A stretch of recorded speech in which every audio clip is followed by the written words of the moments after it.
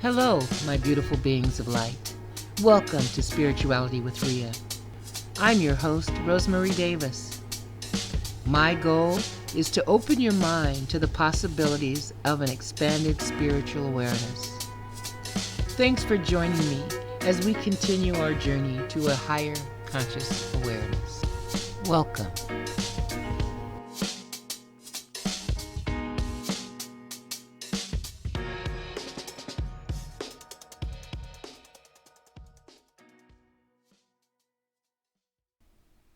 Hello, my beautiful beings of light. Thanks for joining me today on Spirituality with Rhea. Today, we're going to talk about Kundalini, its power centers, and how they affect your life. Let's walk through the chakras and learn more. Relax for just a few minutes. Today, we're talking about Kundalini, the animating force in the body. Kundalini has been studied for centuries in religious and scientific texts. We've got a caduceus here, the original caduceus for Thoth, who was later called by the ancient Greeks Hermes Trismegistus. And in this caduceus here, you can see it represents the chakras of Kundalini. And at the very, very top, you see the Eye of Horus. That represents the crown chakra, or the Christ consciousness. We'll talk more about that a little later in here. But Kundalini was taught in the mystery schools of ancient Egypt. That's the ancient knowledge that leads us to the truth. On the right side there, you can see various interpretations of the caduceus throughout history. On the right side there, you can see where we've used the caduceus in several places. The American Medical Association, there's their symbol. You see the caduceus with the spread wings. It doesn't have the Eye of Horus on top, but it's the exact same symbol. The Indian Medical Association, there you'll see the staff with the twin snakes, the twin serpents. In traditional Chinese medicine, you'll see they generally use the chakras or the energy centers to guide their medical practice. At the top there, talking about some of the religious symbols, you'll see the staff of Moses. Down in black and white there on the left, you'll see the rod of Asclepius. In the center, the DNA tree of life. And down on the right-hand side there, we've got the sacred tree of life, the Hebrew Sephiroth.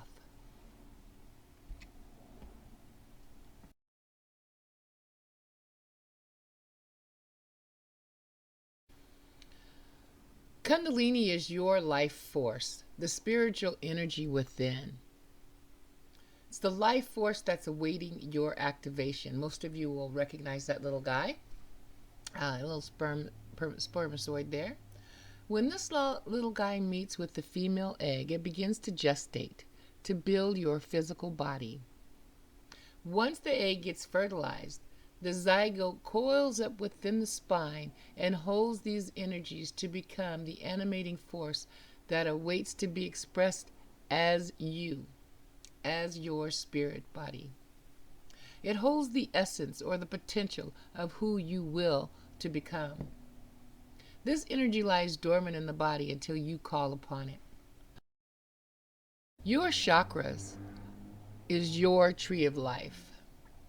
There are 7, your crown, or your Sahasrara. That's located at the top of the head. Your third eye chakra, or Anja, is located at the forehead between the eyes. Your throat chakra, or the Vishuddha, located in the throat. Your heart chakra, or the Anahata, located in the center of the chest. The sacral chakra, the Vadhisthana, located in the lower abdomen. And your root chakra, the Muladhara, located at the base of the spine.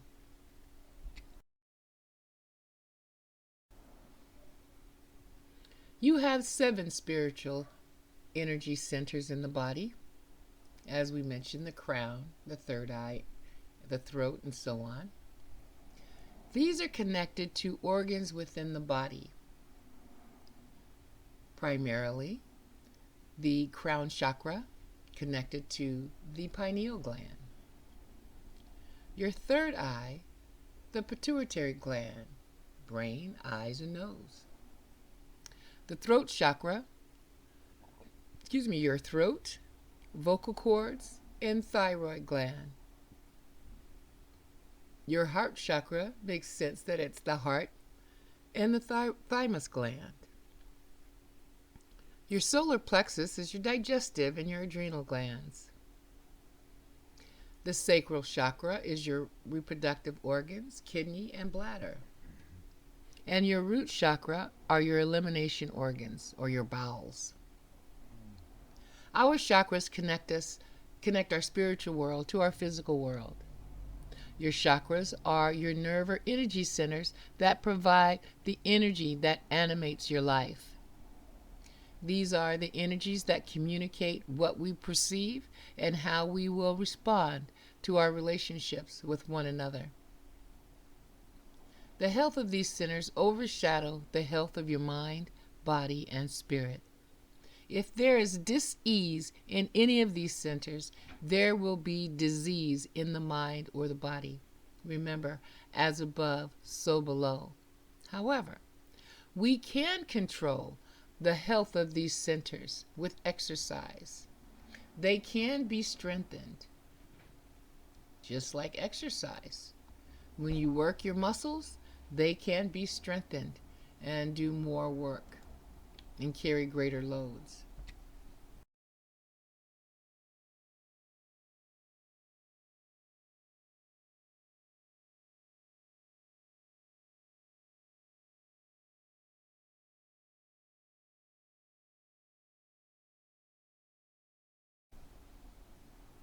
The mind uses your senses to relate to your surroundings and to communicate with others. Your 5 physical senses include your eyes, ears, nose, mouth, hands, and body. We identify these as being able to see, hear, smell, taste, and feel or touch. These physical abilities can be improved upon and sharpened, or they can be mixed up. Have you ever heard of anybody saying that they can feel with their eyes, or they can hear with their hands?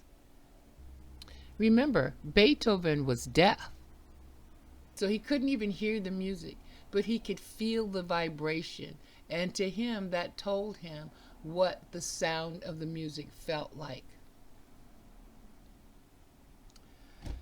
Everyone has 6 senses. That's the extrasensory perception. This is the non-physical or spiritual side of who you are. A lot of us experience these in combinations: clairsentience, clairvoyance, intuition, precognition, or that feeling, compassion for others, or that love for others.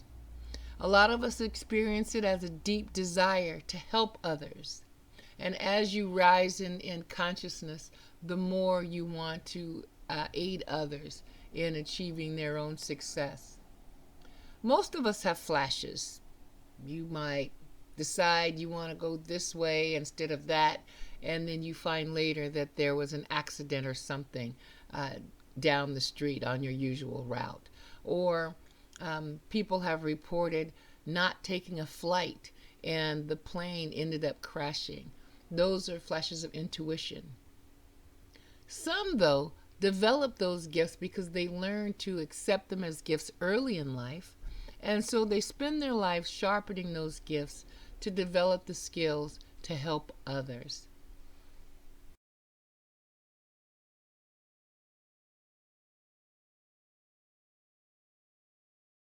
A lot of us don't know, though, that we also have a 7th sense.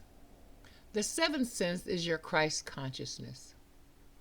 After maintaining positive control of your six senses and keeping God's commandment, you can achieve Christ consciousness. This is your connection to God or the universal consciousness. This gives you the ability to access and use the Akashic record while living in this present incarnation. It says in the Bible that in the beginning God said, "Let us make man in our image and likeness." So we were created to create. We have the free will to name our creation, then to set about bringing our manifestations into existence for us to experience. We decide what that manifestation will look like, good or bad. Awakening and spiritual enlightenment. You must clear 51% of the negative energy that you hold within your chakras for your Kundalini to awaken. Your inner energy can be negative or positive. This in turn is the base energy for which we draw upon in times of trial and in joy. It can be viewed as the flow or energy that we find ourselves in at any given time. If the energy that flows from within is negative, we tend to perceive everything in our lives as negative. Our relationships can seem to be in disarray, our effort turns out badly, and our very spirit can feel in chaos and discontented. If the energy that flows through us is positive, positive things seem to come effortlessly. Our affairs turn out better than we had hoped and without a hitch. When this happens, we even say things like, "I'm just going with the flow," or "things are going real smooth." To awaken your Kundalini, it's a choice that each of us must make. This positive flow of energy allows you to rise in consciousness and to be your best self, to rise to your highest potential. Unfortunately, for some of us, this energy may never be called upon. When it lies dormant, it will atrophy and will not be available when you need it most.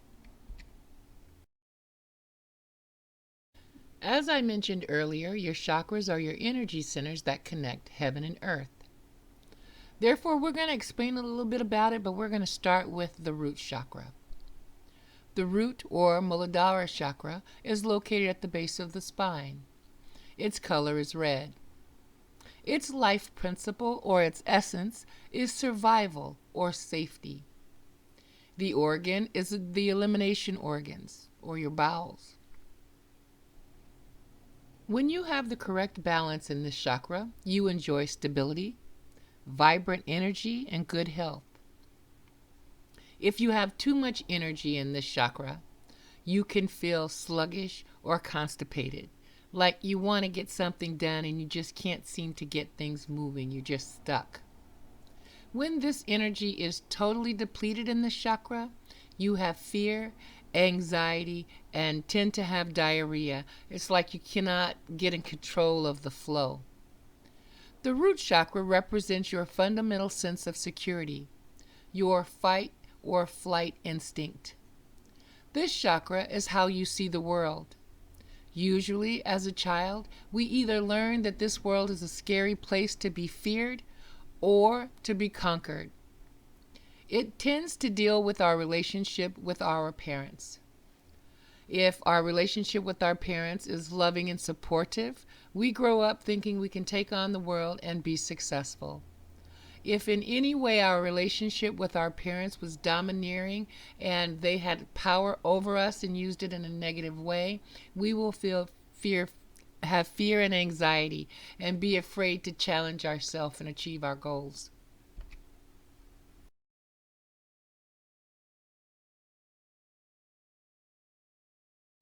The sacral chakra is number 2. It's also known as the Svadhisthana chakra. It's located in the lower abdomen. Its color is orange. Its life principle is creativity and sensitivity. Its organ that it controls is your reproductive organs, kidney, and bladder.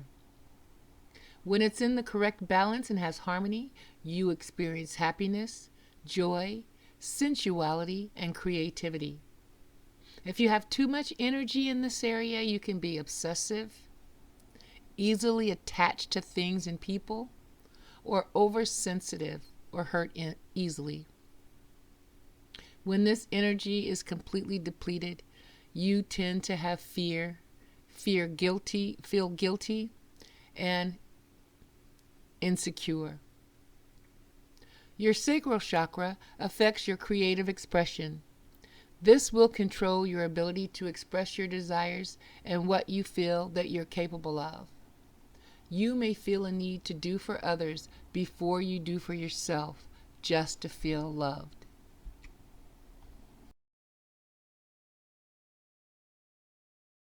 The third of your earth energies is your solar plexus, or the Manipura chakra. It's located in your navel center. And you'll hear a lot of people express this as, I felt it in my gut, or I knew in my gut this or that. Its color is yellow. The life principle is your identity, or your personal power. Its organ is represented by the digestive organs and the adrenal gland. When this chakra is in the correct balance, you have strength, courage, good willpower, and self-esteem. If you have too much energy in this chakra, you can be controlling, very competitive, even power hungry. When this energy is depleted, you can feel powerless, have poor digestion, and feel chronic fatigue. Your solar plexus is your drive. This is the powerful male energy that allows you to manifest your desires.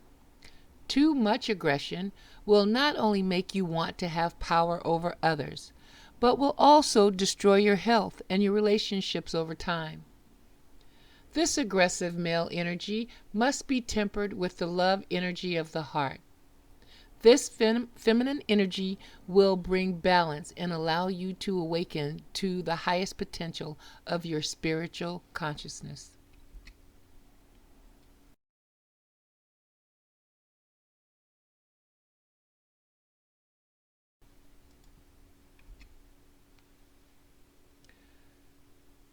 The heart chakra is the center that connects masculine and feminine energy. The heart chakra is also known as the Anahata chakra. It's located at the center of the chest, and its color is green. Its life principle is love. So it stands to reason that its organ is the heart, but it's also the thymus gland. To be in balance with this chakra, you easily give and receive love, enjoy peace and harmony, and accept others as well as yourself. If you have too much energy in this chakra, you tend to have codependency or be jealous. You can even lack empathy. When the energy in this chakra is depleted, you feel shyness, indolence, loneliness, and bitterness. The heart chakra is considered the center, or the connection between heaven and earth. When the energy flows from the love center, you achieve balance in your life. This is the chakra that connects the compassion of your heart with that of the world. Remember, as above, so below. As below, so above. This love and compassion can heal the pain of nation over nation, thus bringing a healing of peace into the world. When living through the heart, you will clear enough negative energy to awaken your Kundalini.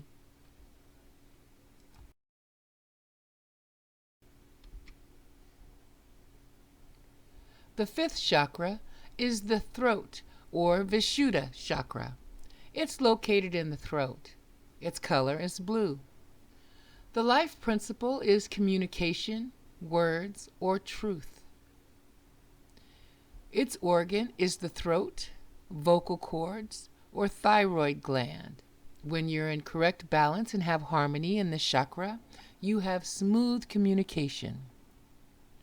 too much energy in this area tends to make you a gossip, be very critical, be an excessive talker or loud, or a developer of hyperthyroidism. Now, hyperthyroidism is an overactive thyroid. It occurs when the thyroid gland produces too much of the hormone thyroxine. Hyperthyroidism can accelerate your body's metabolism, causing unintentional weight loss and a rapid or irregular heartbeat. If you have too little energy in this area or you've been completely depleted, you tend to be quiet speaking. You have an inability to express yourself, or you may develop hypothyroidism. Now, hypothyroidism is an underactive thyroid, which happens when the thyroid gland doesn't make enough thyroid hormone to meet your body's needs. The sixth chakra is your third eye, or your Anja chakra. It's located in the forehead between the eyes. Its color is indigo. Now, its life principle is insight and intuition, thus your sixth sense. Its organ is the pituitary gland, your brain, your eyes, and your nose. When this chakra is in the correct balance, you have good dream recall, good visualization skills, intuition, and creativity. If you have too much energy in this area, you tend to have headaches, experience nightmares, and lack focus. When the energy in this chakra is completely depleted, you have an inability to imagine or visualize. Thus, you begin to die. Your thoughts and feelings are how you manifest your desires. Your third eye chakra is your connection to the universal realm. It connects you to the Akashic records while you are incarnate here on earth. Some will experience this energy with flashes until they're trained in its use and can maintain it. This level of energy can only be activated when a person has cleared the majority of their negative energy, can go within and maintain the connection to one's higher consciousness for certain periods of time.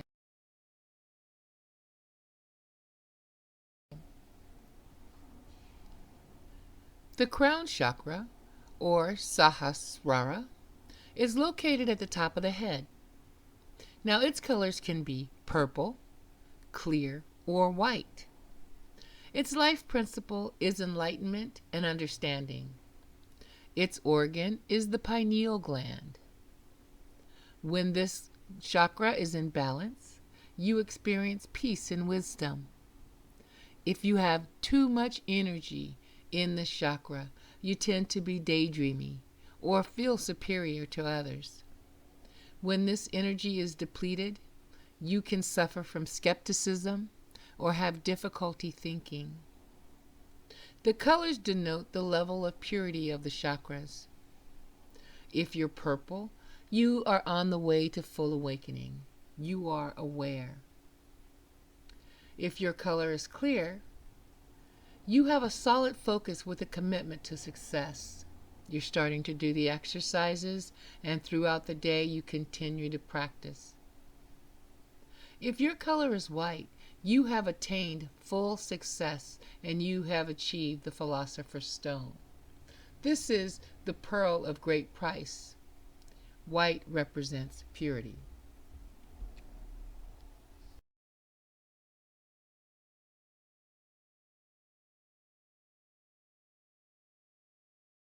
Remember the 7 principles of metaphysics. These are the principles that we live within that determine the effect of every cause on earth. Remember, these are the energies, these are affected by the energies that we put into our thoughts. Let's just go through them. 1. The principle of mentalism. Remember, all is mind. The universe and everything in it was created by thought. 2. The principle of correspondence. As above, so below. What you believe is, to the degree that you believe it. 3. The principle of vibration. Everything vibrates. That's the energy that you put into your thought that creates your manifestation, your desire. The principle of polarity. Everything has two poles. Everything has 2 degrees, a back and a front, an up and a down. In our discussion on metaphysics, we used heat.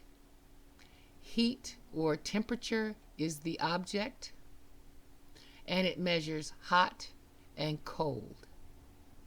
The point where it's no longer cold is the point that you sit in that polarity. One day, 65 degrees can be pleasant, and the next day, 65 degrees can be cold. It's up to you to determine where you fall in that polarity. The principle of rhythm. All things flow and all things has its tide. Like the swing of a pendulum, things that go out return to you in equal and dynamic force as the power of the swing as it was sent out.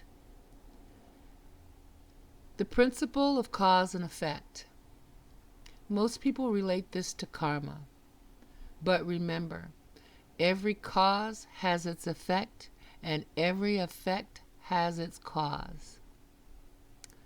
We used a pencil in a previous example, whereas every part of that pencil before it came together as a pencil, there was a part of it that was created for the purpose of being useful to create that pencil.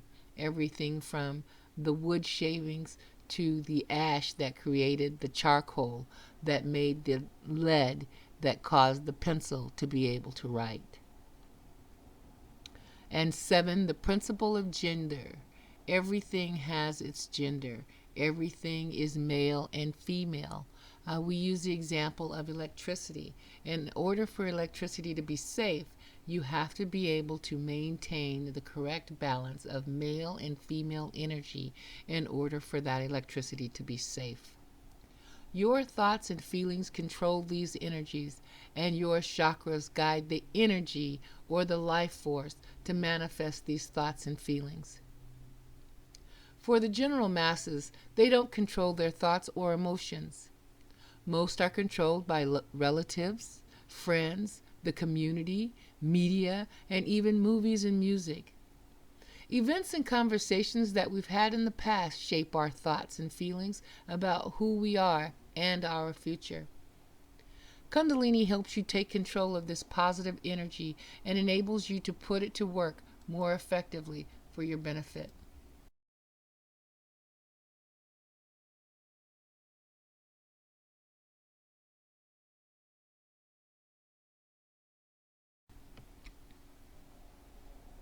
Now, there are many books, videos, and speakers on the subject of Kundalini awakening and consciousness. All sources will lead you home to some degree. Some will resonate with you more than others. Select those that do resonate with you until they don't any longer, and then pick up something else and just continue to grab sources of information that resonate with you. Once the thoughts of a higher consciousness begin, your spirit energy causes a desire to reconnect to your spirit consciousness, your Christ consciousness. One book that I recommend reading is The Way of Mastery. This book contains the official, extraordinary, and transformational teachings of Yeshua ben Joseph, who speaks not as a savior above us, but as our brother and our friend, to gently and lovingly guide us to remember the truth of our being. The 35 lessons in the book are the pathway to forgiveness, self-love, and the acceptance of the perfection of each moment, and are designed to return the mind to holiness or wholeness. Jeshua speaks to every aspect of living in the world as Christ, with practicality, humor, and loving direction, he points the way to the correction of every belief and perception that will keep us from knowing our perfect union with God. The only question left to ask is, how much of God can we receive and then extend to the world? The Way of the Heart, The Way of Transformation, and The Way of Knowing are available in one volume, hardbound, beautifully presented, to be cherished for a lifetime. dragonspathcom is an authorized facilitator for these teachings, and we offer weekly workshops reviewing the text and the progress of each week's participants.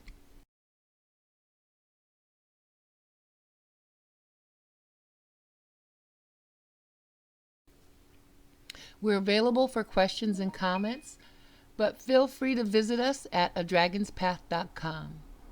Read up on our Dragon Mastery program, view previous podcasts on spirituality with Rhea, watch the latest videos, read insightful blogs, or we have 2 informative evening workshops: the Dragonfly Workshop for those interested in general topics ranging from the Bible to the Anunnaki and everything in between, and the Mystic Dragon Workshop designed for students of the Way studying the Way of Mastery as taught by Jeshua ben Joseph. Or you can also look up upcoming events. Feel free to comment or email me at Rhea@dragonspath.com. That's REA@dragonspath.com, or call me directly at 971-255-1366. Namaste, and may peace be with you.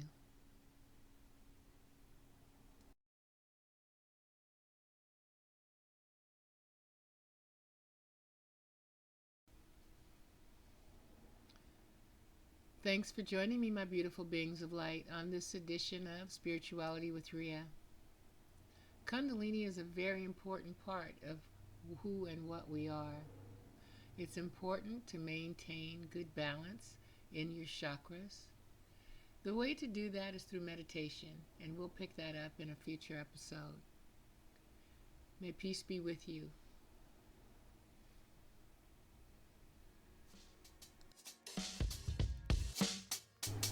Thanks for joining me on this episode of Spirituality with Rhea. Be sure to follow me at dragonspath.com, where you can view videos on spirituality and awareness, join workshops and study groups on personal mastery, schedule private one-on-one Zoom visits, catch up on my blog, or stay up on all our latest events and activities. Feel free to contact me directly by email at Rhea@dragonspath.com. That's REA@dragonspath.com. And may your consciousness awaken to new heights. Namaste.